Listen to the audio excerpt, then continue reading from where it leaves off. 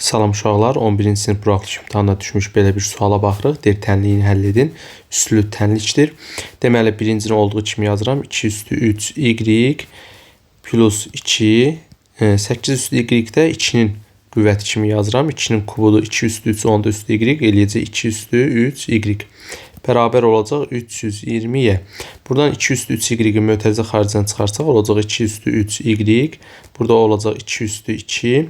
Üstə gəlsin 1 bərabərdir 320.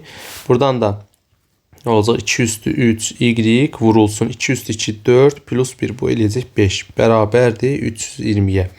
Hər tərəfdə 5-ə bölərik. Onda olacaq 2 üstü 3 y bərabərdir.